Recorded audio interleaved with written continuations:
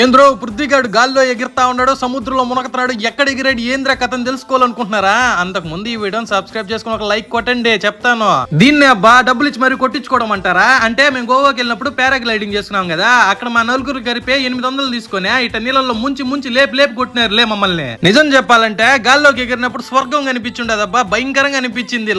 లాక్కుంటా వచ్చే సడన్ గా సముద్రంలో వదులుతాడు. అమ్మో నాయన కూజాలు కదిలిపోయినాయిరా సామే. నా వెనకాల ఎవరున్నారని చూస్తా ఉండారా? ఒక్క సెకండ్ ఉన్నారంటే వాడు కోతిలో టింగ్ అని చూస్తారు చూడండి. చూసినాడు చూడండి రో, వాడే మా రాజాగాడు. మీరు చెప్తే నమ్మరు గానే గాల్లో నుంచో బాగుండింది, ఎత్తుకొని సముద్రంలో వేసారు. అయ్యా నా వల్ల కాలేదు, ముందర లాగి ఇప్పుడు కూడా చూడండి కిందటి ఈడ్చి కొట్టాడట్టే. ఓయమ్మా ఆ నీళ్ళలో ముంచి కొడతా ఉంటే ఆ నీళ్లు కళ్ళల్లోకి ముక్కుల్లోకి నోట్లోకి వెళ్ళి మండిపోయింది. అది ఎందుకంటే ఉప్పు నీళ్ళు కదా, నా వల్ల కాలేదురా నాయన. ఊపిరి కూడా అందులో ఆ విధంగా జరిగింది లేండబ్బా మాక. మీరు స్టార్టింగ్ లో క్లిప్ చూసారు కదా, ఆ క్లిప్ లో మా వాడు ఏమంటున్నాడు, ఈడ్చి నీళ్ళలో కొట్టమన్నాడు కదా, ఆ విధంగా నువ్వు కొట్టారు కదా. అది ఎవరో కదా అని మా వినయ్ గాడు